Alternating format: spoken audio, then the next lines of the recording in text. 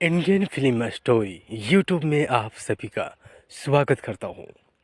आज मैं आपको लेकर आया हूँ 1966 में बनी फिल्म लव इन टोक्यो की कहानी। लव इन टोक्यो एक हिंदी रोमांटिक कॉमेडी फिल्म थी जिसका निर्देशन और निर्माण प्रमोद चक्रवर्ती ने किया था। ये फिल्म उस जमाने में सबसे हिट रही थी, यानी बॉक्स ऑफिस पर इसने धमाल मचाया था। Love in Tokyo. Love in Tokyo के गाने भी खूब मशहूर होते। इसका मुख्य गाना था ओ माई लव इन टोक्यो। ये गाना रफ़ी साहब ने गाया था। इस फिल्म की कहानी की शुरुआत होती है एक युवक अशोक को उसकी मृत बड़े भाई और उसकी पत्नी, जो भी मर चुकी है, के बेटे अशोक के भतीजे चीकू की तलाश में जापान के टोक्यो जाने के लिए मजबूर करती है।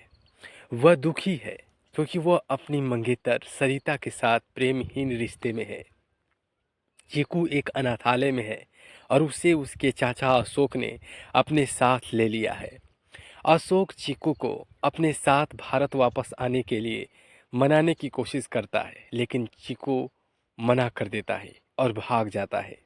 इसी बीच अशोक का दोस्त महेश महमूद शीला सुबह खोटे से प्यार करता है, लेकिन उसके पिता को पता चल जाता है और वो गुंडों को महेश का पीछा करने के लिए भेजता है। फिर शीला के पिता उसे टोक्यो ले जाते हैं, जहां महेश उनका पीछा करता है और उनकी दुकान इंडियन आर्ट एम्पोरियम पर पहुंचता है। महेश पुलिस को फ़ोन करता है और बताता है कि शीला के पिता आत्महत्या कर रहे हैं, जो सच नहीं है। फिर महेश शीला का पीछा करता है और एक थीम पार्क में उसका पीछा करते हुए मैंने तेरे प्यार का बीमार गाना गाता है। फिर गाना गाते हुए अपनी पहचान बताता है। चिक्कू की मुलाकात आशा पारिक से होती है, जो प्राण और अपने चाचा, जो बाद में उसके जैविक पिता निकलते हैं। उसके पिता की जाहिर और तौर पर आखिरी इच्छा थी कि वह प्राण द्वारा अभिनीत, यानी कि उससे शादी करे, और लेकिन वह ऐसा नहीं करती और इसलिए वो भाग जाती है। प्राण उसे सिर्फ उसके पैसों के लिए चाहता है। आशा और चीकू खाना खाने के एक चाय की दुकान पर जाते हैं, लेकिन दो औरतें उसे जल्द ही पहचान लेती है। वह उसका चाचा है। प्राण ने उसे सबसे पहले ढूंढने वाले को $5,000 इनाम दिया था। वे भागते हैं और प्राण आशा को भागने के लिए छत पर चढ़ने की कोशिश करते हुए पाता है, लेकिन चिकू आशा को उसके चाचा के घर वापस लाने की कोशिश करते समय प्राण की कार से टकराने का नाटक करके उसे बचा लेता है। दोनों भाग जाते हैं और अपना भेष बदल लेते हैं। आशा सरदार सिख पुरुष बनने का नाटक करती है और चीकू लड़की बनने का नाटक करती है। फिर वे एक रेस्टोरेंट में जाते हैं। अशोक उनके भेष को भांप लेता है और चीकू खिड़की से गिरकर अस्पताल पहुंच जाता है।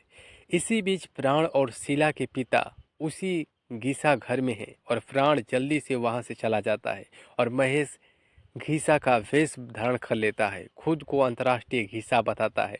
वह शीला के पिता को साके का नशा दे देता है और जल्दी से शीला के पास चला जाता है।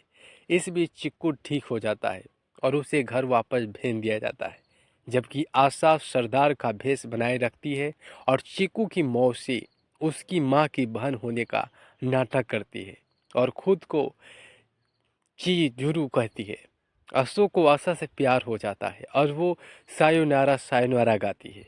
वह घर वापस आता है, जहां आशा फिर से सरदार जी के भेष में होती है और अपनी उंगली काट लेती है और अशोक उस पर पट्टी बांध देता है। चिक्कू की मौसी का भेष बनाए आशा फिर से अशोक से मिलने जाती है और उससे प्यार करने लगती है।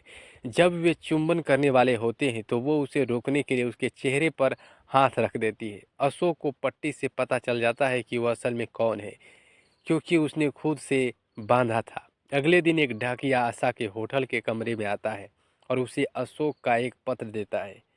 पत्र में लिखा है कि वो चिक्कू 5 बजे की मुंबई भारत की उड़ान से गए हैं। वह एक टैक्सी में बैठकर हवाई अड्डे के लिए निकल जाती है, लेकिन बहुत देर हो चुकी होती है, या ऐसा लगता है कि वह उस कथित उड़ान से चूक जाती है जिसमें चिक्कू और अशोक सवार थे। वो हताश होकर टोक्यो तीर्थ स्थल जाती है, जहाँ उसने भेष बदलकर अशोक से कहा था कि वो वहाँ खोए हुए प्यार के लिए प्रार्थना करो। वह वहाँ जाती है और अशोक उसके पीछे पीछे जाता है।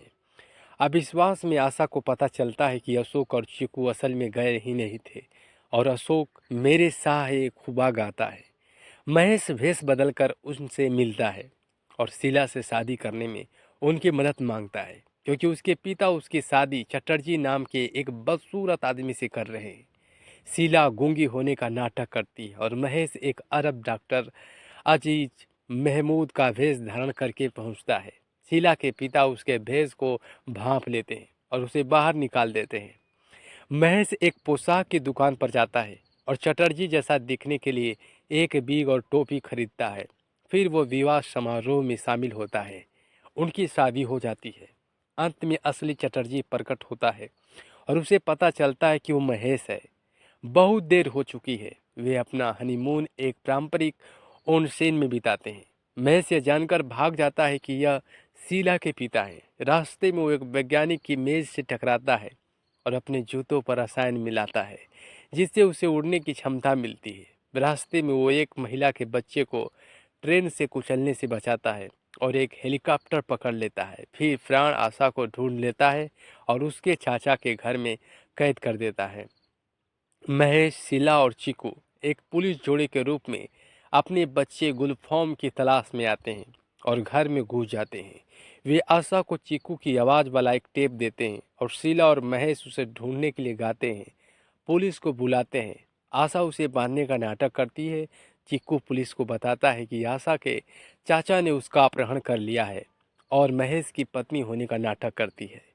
महेश प्राण को बताता है कि उसके पिता ने मरते समय उसके लिए बहुत धन छोड़ा था। वे भाग निकलते हैं और शीला के पिता पुलिस के साथ आ जाते हैं।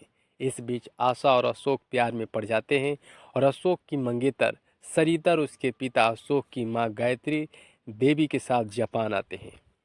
आशा और अशोक एक पार्टी में जाते हैं और अशोक आजा रे गाते हैं और टोक्यो की यात्रा के लिए निकलते हैं।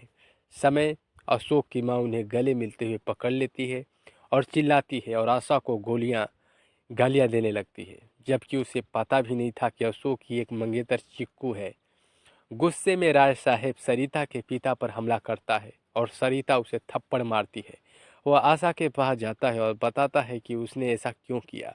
आशा कहती है कि वह अपनी दादी को माफ़ कर दे। मेरे साहे खूबा कहते हुए अशोक आशा को ढूंढ लेता है और जैसे उसका पीछा करता है वह भाग जाती है और प्राण की कार अशोक से टकरा जाती है, जिससे उसका एक्सीडेंट हो जाता है। अशोक की मंगेतर सरिता और अशोक के परिवार के बाकी सदस्यों को पता चलता है कि ऑपरेशन के बाद अशोक शायद अंधा हो गया है। सरिता जिंदगी भर एक अंधे आदमी के साथ नहीं रहना चाहती और शादी से मुकर जाती है। राय साहब को यह अच्छा लगता है क्योंकि वे अशोक के परिवार का फायदा उठा सकते हैं और अपना पैसा खर्च कर सकते हैं। चिकू यह सुन लेता है, अपनी दादी को उनकी योजना का खुलासा करता है ताकि उन्हें एहसास हो कि वे कितने लालची हैं। आशा अशोक को अपनी आंखें देने के लिए तैयार हो जाती है और अशोक की मां को पता चलता है कि अशोक और आशा का एक दूसरे से रिश्ता होना तय है। शुक्र है कि अशोक अंधा नहीं होता और उसकी आंखें अभी भी है। आशा के चाचा और प्राण उसकी सगाई की पार्टी में है और कहते हैं कि प्राण और आशा एक दूसरे से प्यार करते थे और शादी से उनका एक बच्चा भी है। लोगों की बदनामी से बचने के लिए उन्हें शादी कर लेनी चाहिए। अशोक की माँ इस बात से इतनी आहत होती है कि उससे फिर से दूर हो जाती है। आशा के चाचा चीकू को बंधक बनाकर उसे जान से मारने की धमकी देते हैं। वे ये भी कहते हैं कि अगर वो प्राण से शादी नहीं करती तो उसकी और अशोक की जिंदगी बर्बाद हो जाएगी। ऐसा करने पर वह जाती है और अशोक को उसे ढूंढ लेता है और अंदर घुसकर उसे प्राण के चंगुल से छुड़ाता है। वे हमेशा के लिए खुश हो जाते हैं। फिर सबके साथ खुशी से ये फिल्म लव इन टोक्यो खत्म हो जाती है। इस फिल्म में सभी कलाकारों की बात करें तो इस फिल्म में कलाकार सभी ने अलग अलग किरदार निभाए, जिसमें हम बात करें तो जय मुखर्जी, आशा पारेख, प्राण, महमूद, ललिता पवार, असित सेन, शुभा खोटे, मदन पुरी और गीत संगीत था संगीत दिया शंकर जयकिशन ने और गीत हजरत हसरत जयपुरी ने लिखे। जॉय मुखर्जी ने hit film love in Tokyo Shimla में भी काम किया। और इस फिल्म के गीत और संगीत की बात करें तो इसमें कई गीत थे, जिनमें रफ़ी साहब और लता मंगेशकर ने गीत गाए। कोई मतवाला आया लता मंगेशकर ने गाया, शैलेंद्र ने इसे लिखा। सायोनारा सायोनारा लता मंगेशकर ने गाया। ये गाना बेहद मकबूल होया था, लव इन टोक्यो का फिल्म का ये गाना। सायोनारा सायोनारा मुझे तुम मिल गए लता मंगेशकर ने गाया। ओ मेरे साह ए खुबा लता मंगेशकर ने गाया। ओ मेरे साह ए खुबा ये मोहम्मद रफ़ी ने भी इस गीत को गाया। आजा रे आजा रा मोहम्मद रफ़ी ने गाया। और टोक्यो में प्यार यानी कि लव इन टोक्यो ये गाना मुख्य टाइटल सॉन्ग मोहम्मद रफ़ी ने गाया। और मैं तेरे प्यार का बीमार मन्ना डे ने गाया। फिल्म लव इन टोक्यो अपने ज़माने की सबसे हिट फिल्म रही थी और इस फिल्म के सारे गाने हिट सुपर डुपर रहे थे। इस फिल्म की हम बात करें तो 170 मिनट की अवधि की फिल्म थी। 18 नवंबर 1966 को ये फिल्म रिलीज हुई। इस फिल्म को संपादित किया धर्मवीर ने और छायांकन वी.के. मूर्ति ने। और इस फिल्म का निर्देशन प्रमोद चक्रवर्ती ने किया। और इस फिल्म की कहानी लिखी सचिन भौमिक ने। और इस फिल्म का निर्माण भी प्रमोद चक्रवर्ती ने ही किया था, यानी फिल्म के निर्माता प्रमोद चक्रवर्ती थे। तो हमने बात की फिल्म लव इन टोक्यो की। और इस फिल्म में मुख्य हीरो थे जॉय मुखर्जी और हीरोइन थी आशा पारेख। ये 60 के दशक की सबसे खूबसूरत फिल्म थी, उसकी हमने आपको कहानी बताई।